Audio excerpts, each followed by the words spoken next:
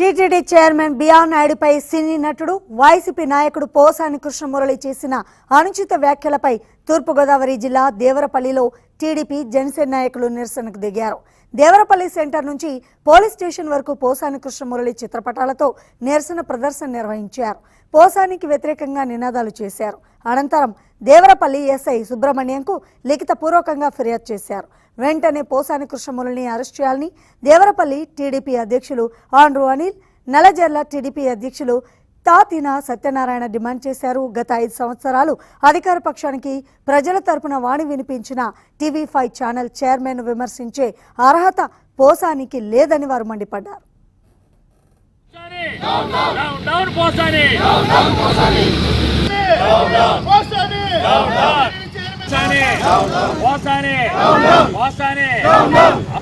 మాట్లాడిన పోసాని కృష్ణమూర్తిని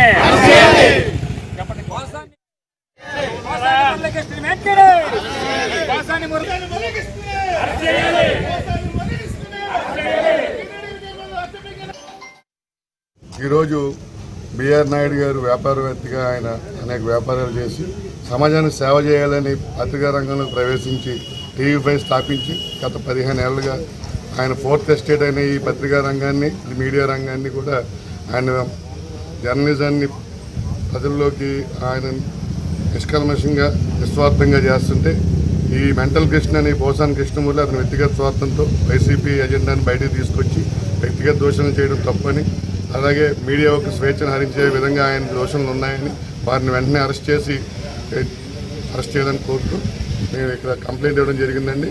ఎస్ఐ గారు వెంటనే దాన్ని విచారణ జరిపించి అరెస్ట్ చేస్తారని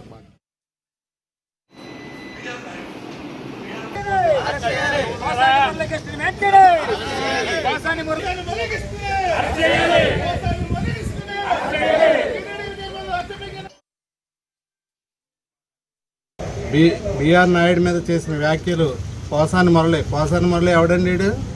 అసలు వీడి స్టోరీ ఏంటి చెప్పాలంటే వీడే ఒక బ్రోకరు. అన్ని రకాలుగా కూడా ఇప్పుడు టీడీపీ లీడర్ బిఆర్ నాయుడు అంటున్నాడు. అవును, జగన్ గవర్నమెంట్ని ఎదుర్కొని అనేక కేసుల్లో ఇరుక్కొని టీవీ5 కానీ కూడా అనేక రకమైన ఈ జగన్ గవర్నమెంట్లో కేసుల్లో అందరికీ తెలుసు, ప్రతి ఒక్కరికి తెలుసు.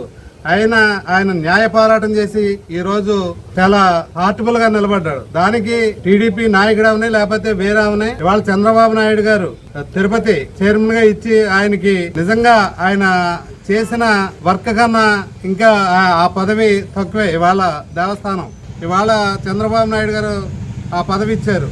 దానికి ఈ పోసాని మురళి రోజుకో రకంగా బ్రోకర్తనంగా మాట్లాడి అసభ్యంగా మాట్లాడి జనం హర్షించరు.